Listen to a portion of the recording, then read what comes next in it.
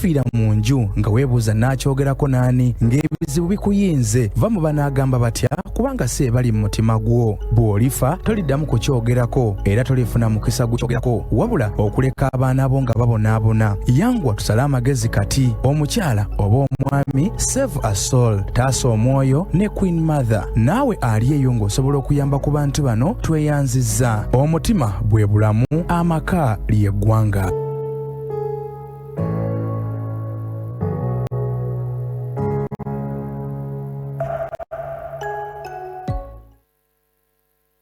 Wangu omulungi owa Star TV Emnyanya y'eggwanga nkwebaza gy'otusizaako nga onate olunaku olwaleero kansule nti oli bulungi. Ennaku z'omwezi 28 omwezi gwa December 2024 nkwebaza gyonna gy'oli. Mbaagaliza okuyita mwise mu Christmas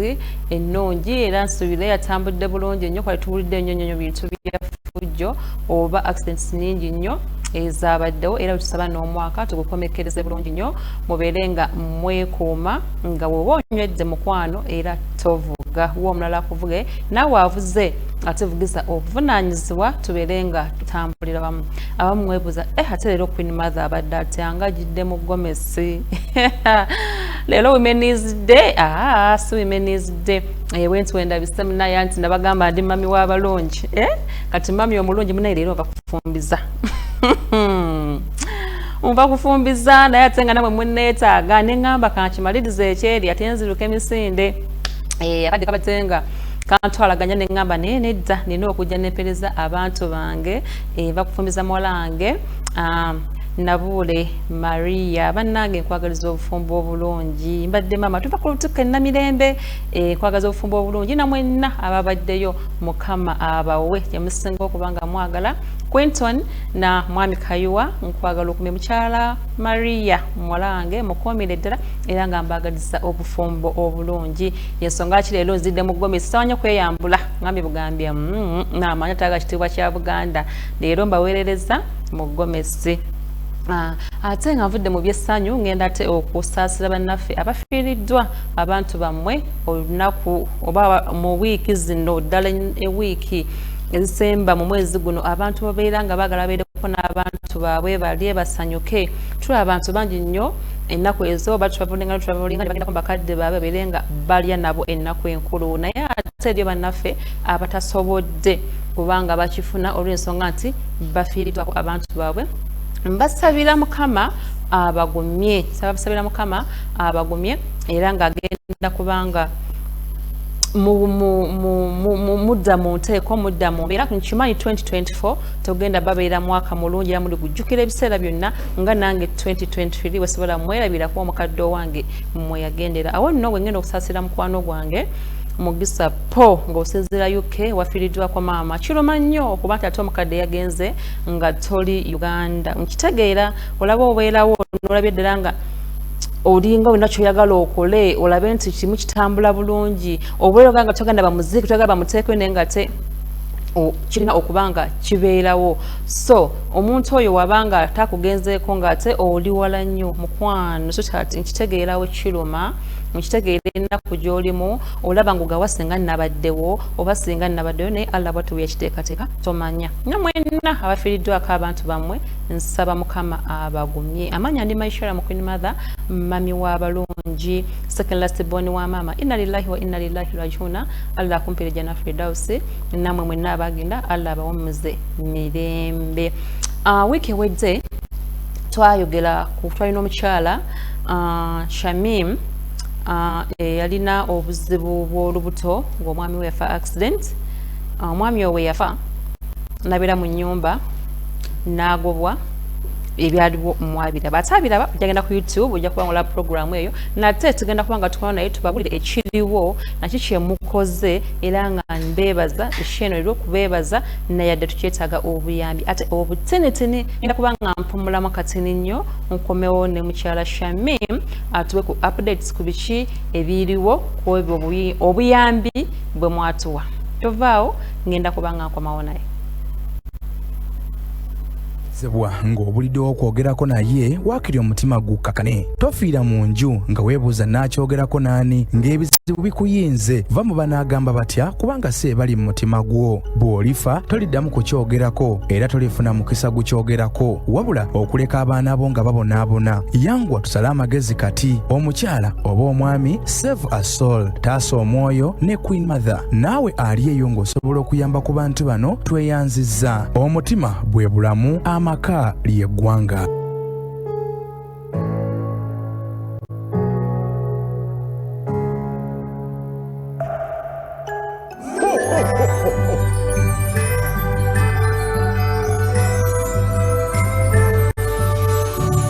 Merry Christmas. Oyita mu kusoomoozebwa ng'obulidde okwogerako naye waakiri omutima gukkakane tofiira mu nju nga weebuuza naakyogerako naani ng'ebizibu bikuyinze va mu banaagamba batya kubanga si ebali mu mutima gwo bw'olifa toliddamu kukyogerako era tolifuna mukisa gukyogerako wabula okuleka abaana bo nga babonaabona yanguwa tusale amagezi kati omukyala oba omwami save a soul taasa omwoyo ne queen mother naawe ali eyo ng'osobola okuyamba ku bantu bano tweyanzizza omutima bwe bulamu amaka ly'eggwanga.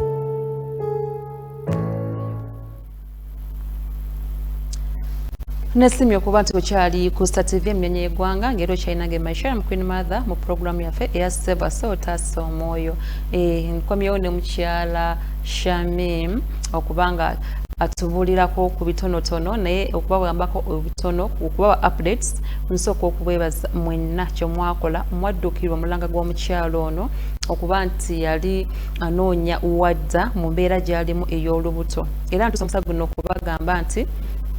landlord nga landlord yalaba programu eno abaana be bagiraba ne bamukubira essimu ngo tumanyi nti abaami sijja munaye ffe balasamanya landlord mu programu eyasooka tomanya landlord engeri yali omwami oba yitamanyi nti omukyalo ono oba ali lubuto n'amufulumya mu ngeri yali amufulumizaamu naye weyogerako n'abaana be ate mu baana ba landlord bwe kyasangibwa nti ate mwalimu omwana nga naye yakola lo nga yasoma naani n'omugenzi so kyamukwatako nnyo n'agenda nayokera ne taata mu kaseera kano emboozi eno Shamim agenda gitulambululira bamuwadde kawenda abeere nga akyabeerako mu nnyumba naye ng'alina okuba nga bamusalidde ku renti w'ennyumba mitwalo 2 abeere nga site mitwalo 10 naye gye bujja mu maaso anaamalako tugenda biba nga tubimalako ffenna ne neebaza n'abantu abaavaayo kuba badde afunye abantu okusula wa mirundi 4 ale yatuwadde Luweero omukyala tuwa Luweero ennyumba nga yabwerere ne tufuna yatuwa ekawempe era 28 yatugamba agenda kudde Kampala nga 28 tufuna yatuwa ekyeno eno wange wamafina Bulenga waliwo yatuwa Bulenga naye nga yatuwadde paka nga tudde emyezi 3 waleetereze then amalafu ne wadda ne tufuna yatuwa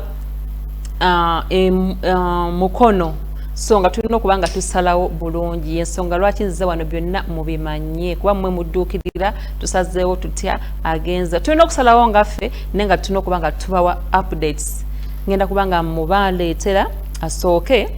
atuyitiremuko okubibaddewo amasimu mutukubidde mangi ssente mugezezzaako nnyo okutuwa nayadde nga akyalina obuyambi akasente mwakuŋŋaanyawo okusooka alhamdulillah ebintu ebigenda mu ddwaliro okuzaala abirina mama Kiti yagula ebitakusa eddwaliro abirina tumanye nti tali mu mbeera mbi kati n'omutima gwe guli wamu nsanyusa okulaba. Assalamu alaikum. Salamu warahmatullahi wabarakatuh. Kati oliko nakaseko buuza bwalabi baffe abalabi. Salamu alaikum warahmatullahi wabarakatuh. Mugyebaliko mwebale nnyo byonna bye mwankolera nawe Kristaayo Mukama yeebazibwe. Yesu mulungi bagamba Mukama mulungi ekiseera kyonna Mukama mulungi era zembeera ze nebanyi mbadde namirembe leero ku lutikko. So leero nkomyewo njagala weebaza buli omu eyampa obuyambi ti barakallahu fiikum Mukama abaddize era kyonna gye mwasobola okunnyamba. Saawa eno ndi kaliko siri nnyo bubi yadde ndi bubi somewhere naye nga at least ko like some sikyalina nnyo obuzito nga we nali. Saawa eno Mother Queen etwali naawe wano nali sina wensula nga nsula wa neighbor. Ati nga nsula wa neighbor wange yagezaako nnyo. Ati ne landlord naye nali awo ku Lwokumeeka leero Lwomukaaga nali awo ku Lwokusatu nga nkubire nali awo ku Lwokusatu ng'ajja abuuza ku makya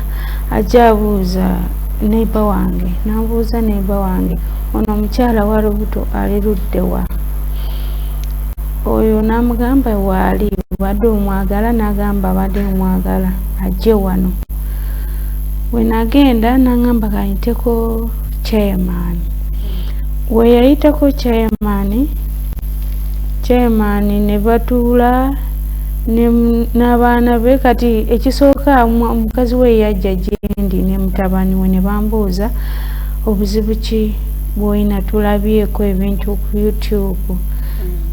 Kati wateekayo ku Mande kati mutabani we n'alaba ku Lwokusatu kati ku Lwokuna taata we n'ajja. Yawajja natwogera n'agiramu ne chairman biki ebintu ebyo byonna. Kati musajja n'angamba ne chairman yalaba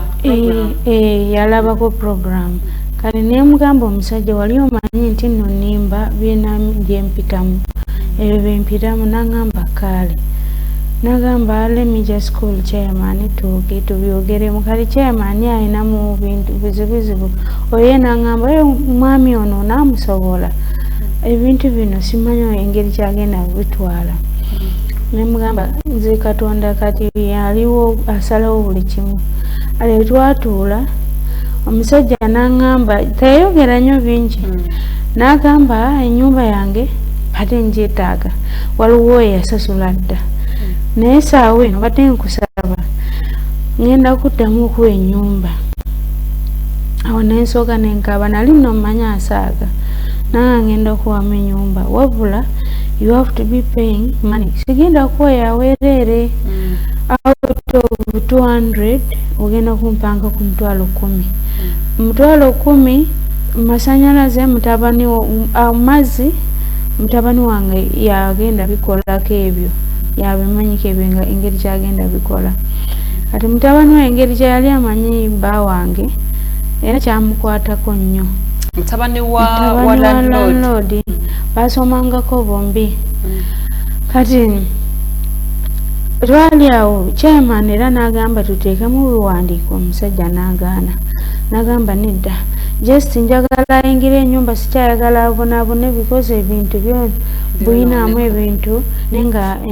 nali twateeka waweeru mutundubaali nga tetulina wakubizza ku nnyumba y'omukazi. Kati ebintu nga TV bintu weebito by'amasannyalaze twabizza mu nnyumba y'oyo omukazi ate nga nnyumba weefunda ate nga alina n'omwami. Era neebaza nnyo bannange mukyalo oyo simanyi nangeri kyangenda mwebaza simuyinaako waluganda naye yesobola okunyamba. Kati netubeera awo n'angamba osobola kusitula ebintu emugala nedda. Nali nva ne mu ddwaliro. Kati nali nva mu ddwaliro nabaŋŋambye osigazaayo nnaku balamu tobeera nnyo nti nno oba okyali wala oli kumpi okuzaala. Kati nemugamba nesaawa eno olubuto era etuuka ekiseera nempulira wano mu kiwato ng'ennuma.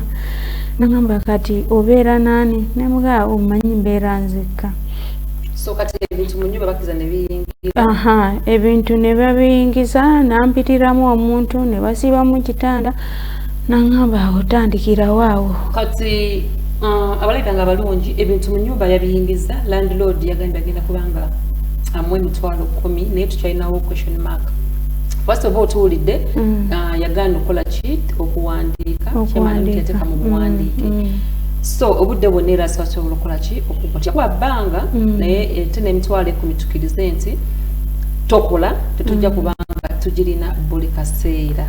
aye tujja kubanga tujja ano nga tusaba sente buli kaseera but right now omulabi wange omulungi era nsaba weeteeketeeke nga nsaba tufunirawo omukyalo ono akasente koolina konna nti wetufuna ebintu right now agenda sooka abeerewo ku mbeera gy'alimu batugabidde wonna azaala tusasula either gy'emyezi 3 oba 2 ayagambye ayagala 3 tujja kwogera naye nze ngenda situka tugenda kuba kyetuna kyetugenda okuba nga tukola ki tutambulirako so okwamala okuzaala kuba lwe yatuwadde ennyumba ze nekera nali mugambye tugenderewo naye yasooka otukubira essimu omukyala weeruweero munansonyiwa era munagaba Queen Mother nashoyo luli nali kudduka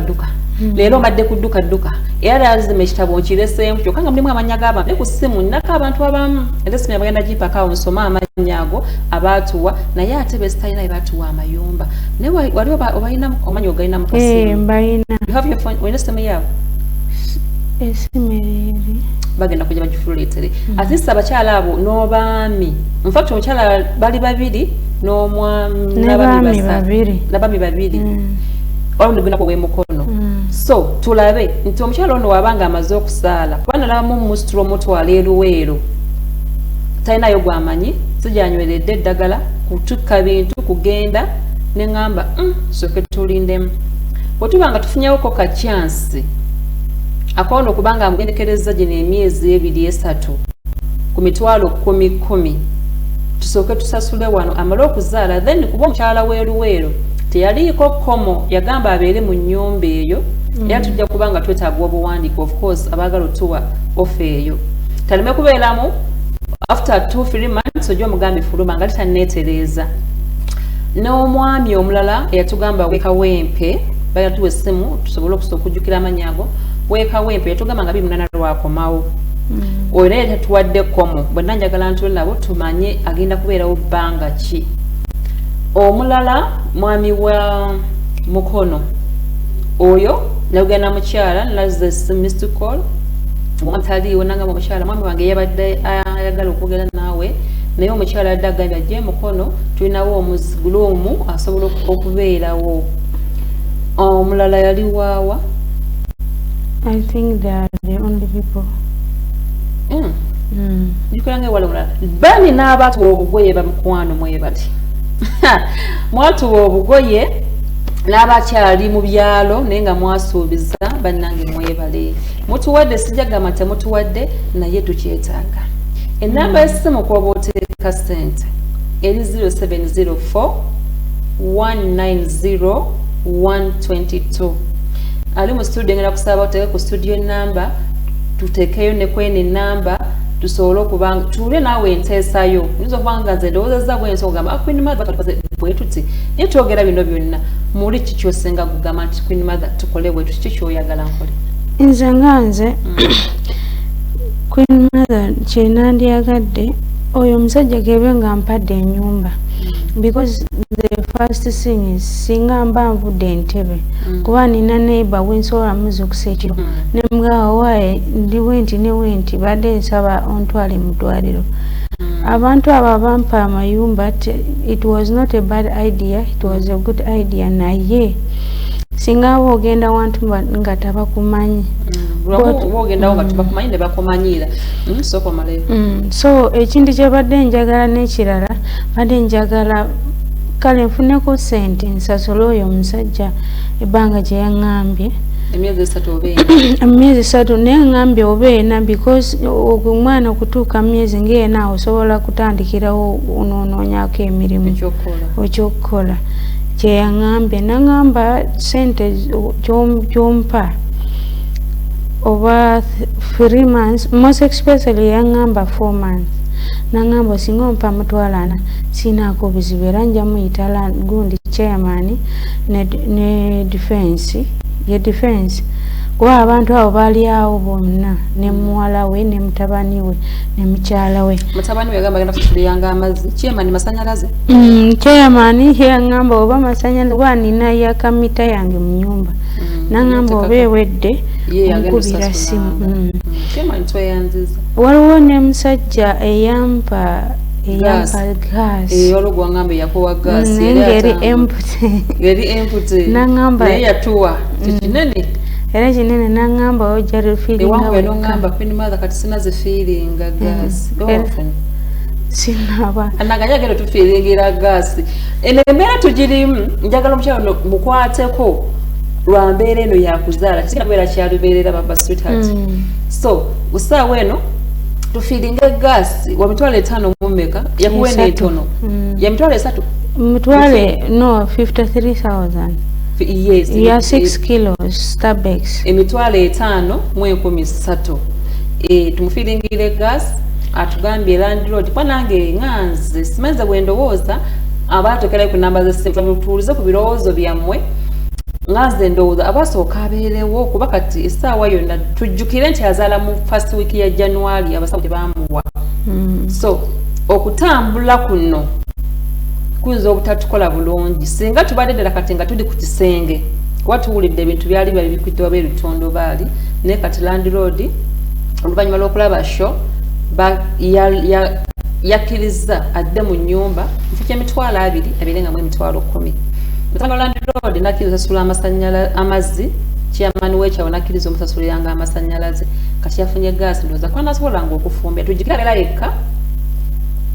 talina muntu amuyambako abeebuuza bagamba mutukyalika nga talina okuleka neighbor we era abadde eyamusuzaako so ne waba afunye obuzibu oba kiro kyatugambye kirina kya buntu tayinza okwagala okugenda omuntu amuyambeko ku kyalo gyagenze nga mupya talina anaamuyamba so fena tukkirize ensaba busabi asooka azaaliraawo tufunayo obusente bw'emyezi gino asooka azaaliraawo myezi 2-3 gye mitwalo 3 obaana tugabe landlord amala okusumulukuka atandika okweyiya ng'omuntu wakati embeera gyali tasobola kunoonya mulimu bw'amala okuza tasobola kunoonya mulimu akasente kalinawo ke namugamba kano kekumise kabeere nga kaki kakaddwaliro era sente ze mwatuwa ebyeddwaliro yebigula nasigazawo akasente ke namugamba kano kasuka kubeerera ddala ya gavumenti naye nokubamuko n'akasente tomanya omuntu yenna oli mu ddwaliro wetaagawo ku kasente right now akaaba yakufuna gas na mitwalo 4 ag'ennyumba asooke yeetereze then ne bana abaatuwa tugenda kuba nga twogera nabo tubabe after kiriwo kigenda okuba nga kitwanguyira singa abavudde mu mbeera y'okuzaala ani agenda okuba nga amubeezaawo era amuwadde ebbanga ki of course omutajja muwa forever olali kugamba abeerewo mu myaka 2 ajja kuba amaze okwetereeza kati abalabe bafe abalungi aina kyatugamba studio line egenda kweri otubuulire ngenda kusaba peza ku simu yange awo nsooke nsome ku bantu abaatuwa kasente kamwe manye nti no katuuka n'abantu abaatuwa engoye n'okusula n'akyaliwo ekifaananyi ky'omwami yakimpeereza yansindikira ebifaananyi nangamba Queen Mother nabisasuka bikulaga simu sigirina n'ennaku nagenze n'embijja omwami yafa ebifaananyi byantiisa era nga sola biraga nobula yapaka ekifaananyi ekirungi ekiramba nga akyali mulamu he was a handsome man bakuse abadde ngamba nkibateereyo tengo otandisa okukaaba sijja kusaayo kifaananyi kisayo tewali buzibu asijja kusaayo nagumata obumata ngaokaaba ateekayo kiruma naye ekyokukola toyina he was a handsome man wakogedde n'ojjukira obulungi bw'omwami. He was a very handsome boy. Kakati bannakubali bafe abalungi kati esimu ya studio tukubireko tulabe kyoteesa kwebyo byowulidde naye nga mwebali n'abatalinawo bamimuwe kati nno nzize mpakuukana n'engeri gyenzemu nange gitegeeti tusaba kyolinayo eyo studio line gikubeko kyolinawo ogenda tutera ku 0704 190 122 070 nya 190 1922 ejja kuleetera amanya ganaasoboga maayi tuyambe omukyalo tumanyi nti n'ekyendo kikoze eki kiwedde mwe bange naye ate munakyo munamu nnyo omukisa tudde kaboda ne kampuuba nga ndi bugomezi ngamba tizigenda okuyingira mu mpagi ngesolanga obudde bugenze nengamba nkoze ntya omukyala nengamba teyo olubuto ayika kamube bannange namugambe simanyi batunakola leero nina embaga y'omwana wange naye ate nabo njagala tumala ekintu kyo ngesolanga obudde nengamba naye nga bambi muyambe muyambe omukyala ono tulabe nti tumufu agenda kuzaala ye kati sijja wiiki ejja kugambye n'ekiro mbuwulire oga bagamba agomakkato naye musawo aŋambye singa olaba nti nno kiri continuous ng'ojja mu ddwaliro era tolinda date erimu naye kowulira you just run nebasa abantu bano bane tulina okukkiriza eri abantu abalina amazima tubenye nga tubagamba nti banotherners nabatwawo ba straight naye kamba buli omukyalo olwo twava wano sente ze mwasonera omukaaga olwaggwa twagenda straight ku mobile money ntuzijjako nemuwa sente nemukana nebasooka okuliko ekyokulya nagamba sigenda kulya kaŋŋende mulayi was like kuba tayagala zitoolako alaba nomubaza oli bulungi nti naze ndidde neiba yampadde emmere kati atuuka ewaka nankubira essimu nagamba kati Queen Martha olaba kati sente zempadde nguzeeko ennyaanya I was like kati handise kumpa accountability nguzeeko ennyaanya mbadde nebyokozesaawo nagamba nemugamba kale kati enkeera nagamba kati ngenze mu katale Queen Martha nengula makiti nasindikira ebifaananyi simujjukira simusiiye bana eri abantu abalina amazima tulina okukiza nti eriyo sagala kyoge bakita kabbira bagamba bwekyo kiba kigairo no but eri abantu bazita batya baba balina amazima so nankubira mamakiti ku ssimu ya neighbor yangaye kajezike nakuba mamakiti najikuba nagisindikira nakati Queen Martha madde nguleko oba kyekirala namugaka gulako ebyeddwaliro kati ngenda gulako essuuka kati ngula nebaafu y'omwana namugaka togula baafu y'amwana ebaafu y'omwana ejja kujja nga tumaze ozaala kati kuba mu ddwaliro tagenda kunaabirayo kati kanguleko amasuuka namugamba essuuka kati golodo olina bagako gobadde olina gasobola okukola mu ddwaliro tugule eby'omwana oba nga tulina wakale genda mu tuguleyo payemu so ngapa update buli kasente katoola ku sente zalina ngamba kati nsigazayo emitwalo 2 sinanyi mwemeka naddamu nankubira so kyengezako balaga ali straight nakubira Queen Martha lw'omwami akubidde abadde adde side z'entebe byera bya programu andetedde gaasi naye gaasi teriimu amutedde gaasi sirinda naye temuliimu gaasi kakati namuga tozitoolako munsaasire tunoonya sente eri awo nga weeyali kuba namugamba mpaka muwala wange ebyamanya gugisigenda okugamba wabula gye mukoze era musajja musiraamu amiina alhamdulillah bannange abasebeyi buli musebeyi ali eyo gwe osooka okudduukirira omanyi sooka nenkolola abantu bekikwatirako ddala abasebeyi wafumbirwakomusebeyi abateeso yamba teeka ku 0704 190 122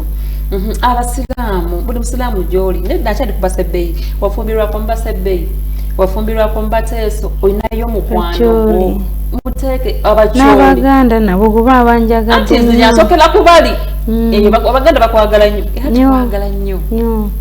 kanti sookera ku bali era n'oli mukyala naye mukyala muganda naye bambi simanyi akuyambye alhamdulillah nja kujja mulabeko nja kujja mukyalira kati abasiraamu shamimu tumuyambe kyolina kyonna ffe tukkiza nti akatono k'oba oyina kasobola okugattako omuntu navvuunuka ekizibu oli musiraamu wafumbirwa basiraamu amu yali musiraamu tatamugasi musiraamu yamba omuntu yenna nga wali ostudde ku lubuto yamba omuntu yenna nga lofunisiza ku mukyalo olubuto yamba omuntu yenna nga wali obiseeko mu mbeera ekunyigiriza naye n'ofuna omuntu akuvuunusa yamba nze nabagamba okukola eno sho era ndikyogera paka lwendiva ku sheeno ate nga nsuubira givaako ndowooza nga nfudde ne magombe nja kukolerayo save soul nayina ki nayitamu okuyambibwa neŋŋamba nsobola kuddiza nti abantu nsobola ki okuyamba emyoyo gy'abantu abalala neŋŋamba kankikole bwe nti kati naawe oyinza okuba ng'olina eyakuyamba mu kaseera kano jjukira oyo eyakuyamba kati kateeko nusu lukumi oba enkumi bbiri oba ttaano oba mutwalo okuyamba Shamim agende azaale. Ate abashow yaffe yasooka osobola okugenda ku Queen Mother Productions Yugi, ezo zo ziri ku YouTube oba ku Save a Soul ku YouTube ojja kuba ng'olaba programu ezo weyajjira embeera gye yali ate yalimbi nnyo ko ebintu byali bisubiddwawe but alhamdulillah byayingidde naye akakakuliza akaliwo tukalabye rent taliwo batusalideko emitwalo 10 tukkirize asobole okuzaala kati ate tugenda kubanga tulababuulira ani yamututte n'amuwaawa tujja kubanga tubabuulira ali ku ssimu ke kaseera osobola okuba nobako kyotubuulira tusageza kika 15 oba atuwa nsaba ku ssimu yange mala okusoma ku bantu abatuwa akasente nsaba abantu abatuwa akasente tulabe nti mumanya nti katuuka olwosobola n'otuwongerezaako Shamim abantu bo baabwe yongera obbakoowola nabika nkukooledde nnyo bayinza okugamba Shamim tagaana na ssente oli yaza musabiri era bannange abalabi mwenna badde nsabako munyambe gye mwanyambako era nsiimye nnyo akainaamu akatono yambaamuko bonna banyamba bannaye mwebale nnyo mwebalire ddala mukama abaddize era badde nsaba munyambeko sobole nange okutereera nga siinaako ebirowoozo kuba omwana gwe nina olubuto gwenfaako kyagala nnyo mbeere nga nkaaba buli dakiika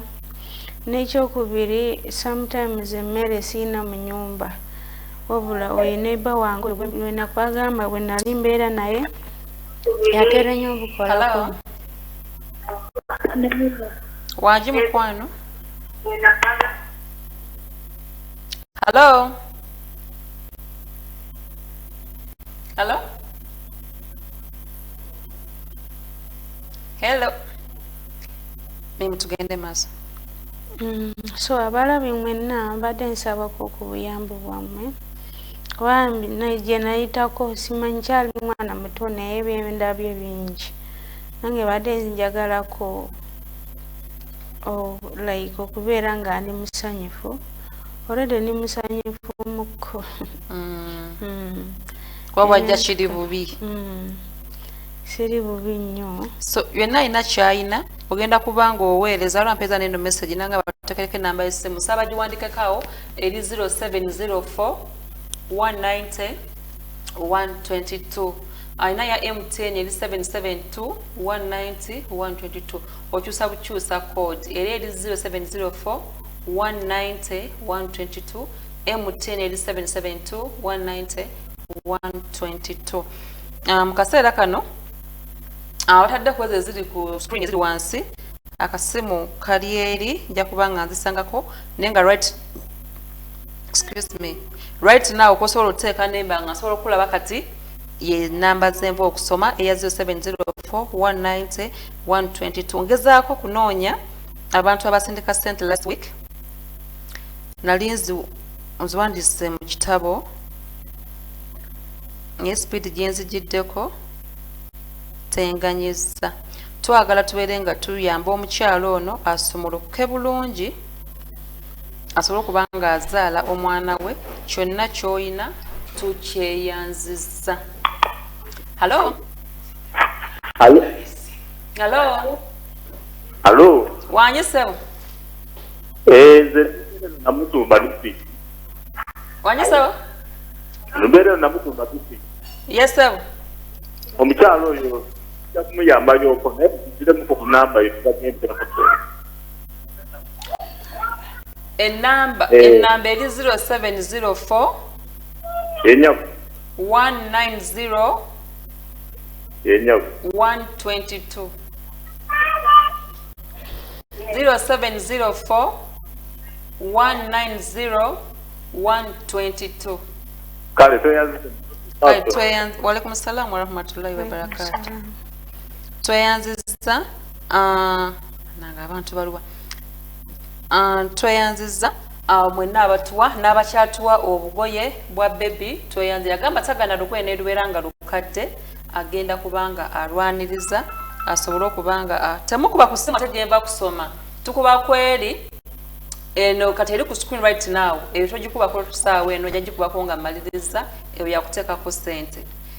ayagala okuba eya studio ebaddeko era ajja kubanga eddako temukuba ate kwena tejja mutandise okubako eno yakuteeka ko sente wabula ayagala okwogerako nange eno esimu gyolabaawo kati tugenda gikubako nga sawa 2 zimaze okuwera zibulako eddakiika nga 10 tusiibule but osobola ogikubako nga mmaze okuva ku mpewo eyo eya studio yo osobola ogikubako ne twogera naye nga neebaza mwenna abaavaayo ne mudduukirira omulanga guno kyonna ky'olina bwemba avudde ku mpewo tekitegeeza temusendeka ssente abasinga bwe kiri tikwiri mother wensiibula ogamba akati sheewedde ssente takyazeetaaga bamikwano teekako twagambye mukyalo nagenda zaala mu mwezi first ba second week of January ebbaluwa egundi eddwaliro weeraga nti walina okuzaalira so akadde konna newemba nvuddeko mukwano essente zisindike zibanga zijja kubanga zituuse abamu bagamba Queen Mother nadde ngenda kusindikira ate n'osiibula nedda mukwano teekako basaba temukuba ku simu eneriko eri ku screen tuteekeko kasente okugyogererako nja gyogererako nga maze fuluma studio eya studio bagenda ko bagibateekerako ko nayo ejja kuba ejjako nga bwevaako nga neya sente bwekola ki bwegendako abulabi abalungi temukuba kweno simu right now mbasaba temugiremeddeko ate nsuubira agikuba ndaba naye togikubako kati eyo njagalako sente za mukyalo ono naye abakuba mukube nga tuvudde ku mpewo 12 okuva Sulaiman Lutaya zituuse tweyanza Mr. Lutaya 12 zituuse tweyanze kyenkoza bibye kitabo kyange naye ng'era mwenna abasindika ssente bw'abatawulira amanya gammwe ku mulundi guli mugenda gawulira mu show gye nnabanzizeemu okukola ey'omukyalo ono era nsuubira nja kumuzza buli yateekako ekikumi kye amannya gonna nga lina mu kitabo era ngenda kukomawo halo wanje mami wanje hello atala program yaffe yasooka Shamim yajja n'obuzibu bwe omwami we yafuna accident nga ali lubuto lwa myezi 5 nga bakasasula emyezi 4 omwami n'amuleka n'afa n'amuleka mu nnyumba emyezi negiyitawo landi ndabanja emyezi 3 n'amugoba ebintu ne babiteeka wabweru neiba n'amusuzaako naye mu kaseera kano okuvannyuma lw'okulaba puroguramu yaffe yasooka chairman yagiraba abaana bo landlord bagiraba n'omukyala ne bayita landlord tata waabwe ne basobola okubanga boga naye n'omwami n'aba omuzadde era tukweyanziza nnyo tukweyanziza ssebo ddala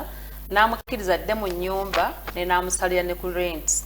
n'atugamba agenda kubawa emitwalo 10 kyokka emitwalo 10 omutabani wa landlord yakkiriza osasulanga amazzi g'akozesa chairman n'akisulanga amasannyalaze g'akozesa naye ku ssaawa eno ssente ezo landlord yagala emyezi 3 tetuzirinaawo abamu nyumba tweyanza tugenda ku meeting atwogere abasinga badde bali mu byalo naye mu kaseera kano tusobola kubanga tumushifutinga eddwaliro lyabadde muli kumpi mwanywera eddagala erya gavumenti ate n'omuntu asobola okubanga amuyambako neiba we yakyamuli okumpi nga tusobola okitegeera ffenna netusaba asooka ati lisite yazaaliraawo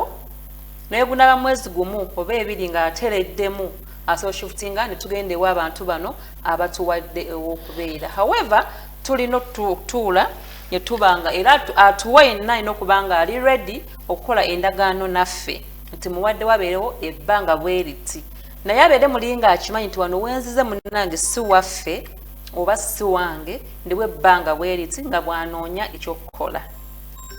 essimu eno temugikubako mugiteekeko kasente mugenda gikubako nga nvudde ku mpewo mweva ku mpewo mugenda kunkubira twogere naye nga nsaba tubeere nga tumuteekerako sente enamba eri 0704 kati eyokuteesa yeyo eriko essaawa eno gyoba okubako gwakubako eno eyokuteesa kati ku ssaawa eyo eri awo gikubeeko tuwulire ky'ogamba. Shamim. Landlord. Ondabikira nga abantu awo patuyagala kuvaawo. Badde saagala kuvaayo kubanga eyo basi yange naye lwakuva mbeera gye ndimu. Kwansoba muzukusa neiba ne mugamba owaaye jangu onyambeko. Ate n'ebikirala ono omwana yesooka simanyi nnyo bingi ebyokuzaala. Kati yali aŋŋamba gula kino gula kiri era nakugambanga. Ngamba ngenda gula kino ngenda gula kiri. Era yambeereranga kawunnyo nga ŋŋamba tuyozaamu ebintu wegundi like engoye z'omwana opakinge ukole kino kola kiri kuba naye alina omwana omuto. Hello. Kale nyawo naye gyebaleko.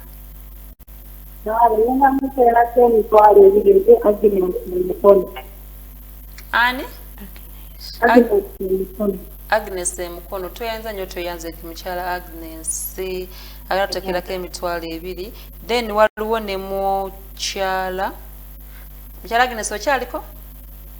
avuddeko toyanza nnyo mukyala Agnes. Then tulina ne mwami Robert Kiwanuka atuwaddeyo 15 tweyanziza. Waliwo ne mwami nevudde ku mobile money Teresa Manya esindise omutwalo gumu tweyanziza tweyanzeeke. Abalabi bange abalungi oli program ya Sevasa otasa omwoyo ngero nange maishana mukunimadde okubanga njikutuusaako newembanga nvudde ku sheno tukyetaaga obuyambi oyinza okubanga wolabidde show tolinaawo ku ssimu oba tolina osobola kuteekako ssente essaawa eno mukwano okusaba mba nvuddeko togamba nti ekyo kiwedde osobola okunkubira osobola okuteekako oba agenda zalange ennaku zibagamba 14 Wangamba nga mukaaga. So first week of January nga mukaaga wasubira okuzaala ye Monday ya week ejja kuba Sunday zijja kuba 5 ye Sunday zijja kuba 5 tulinayo okumanyagana bannange waffe tovola nzijukira nnyo nga 5 tulina okumanyagana waffe abo namugongo mukapeera so mujje bannaffe ab'effumbe mwena. Hello wanje sebo wanje yes Fred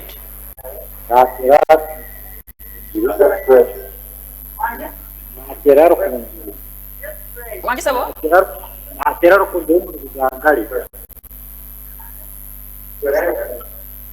Sewuli Mwami Fred My friend mbadde school ya bulungi olabika onvuddeko tweyanziza tweyanzeege mukyala Robina Namubiru atusundikidde 12 tweyanza nnyo mukyala Robina bakuwa essimu tugenda kwogera nga maliriza ku ssaawa eno tukuba ya studio ey'okuyambi yo togikubako mu kaseera kano bannange ate bwe gye muli mu kkubako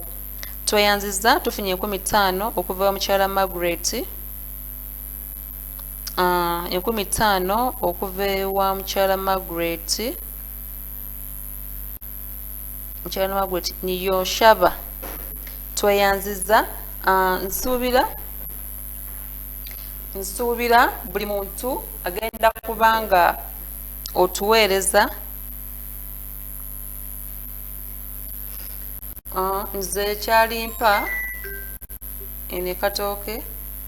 Wachoto njagala kumanya kyatuuka ku mukyalo oyo obudde bweddeko omukyalo ono akusookera ddala azenga programu ene egenda kuggwa twakola programu ye esooka osobola okufuna programu emboozi ye entuufu okutegeera obulungi bw'ogenze ku YouTube nusaamu Queen Mother Productions Yugi ojja laba omwami we yafuna akabenje n'afa n'amuleka mu nnyumba ng'alina olubuto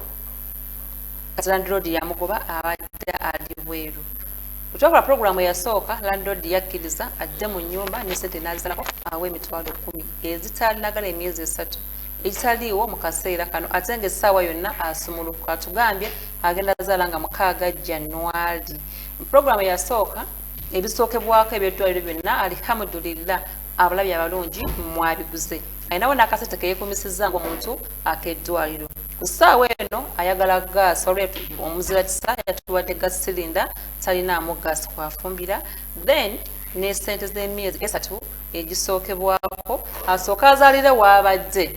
then wanaamala bamuzira kisa abalala batuweewa okubeera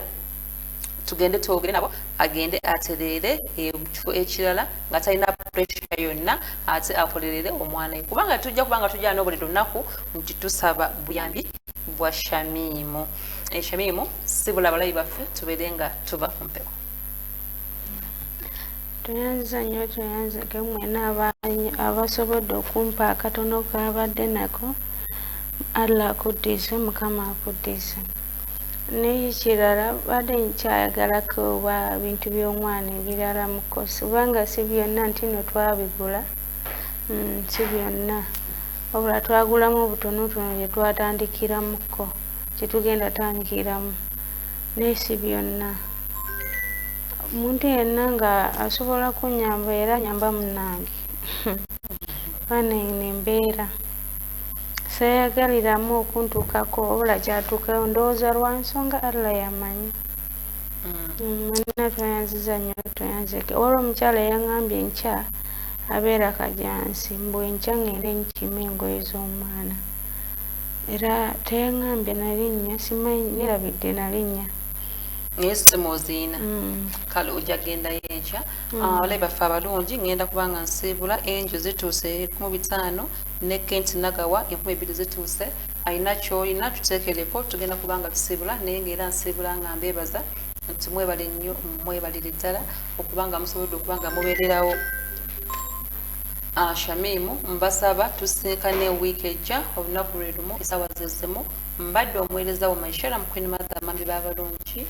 mubeere bulungi mweraba mukusoomoozebwa ng'obulidde okwogerako naye waakiri omutima gukakkane tofira mu nju nga weebuuza n'akyogerako n'ani ng'ebizibu bikuyinze va mu banaagamba batya kubanga si ebali mu mutima gwo bw'olifa toliddamu kukyogerako era tolifuna mukisa gukyogerako wabula okuleka abaana bo nga babonaabona yanguwa tusale amagezi kati omukyala oba omwami save a soul taasa omwoyo ne Queen Mother naawe ali eyo ng'osobola okuyamba ku bantu bano tweyanzizza omutima bwe bulamu amaka ly'eggwanga.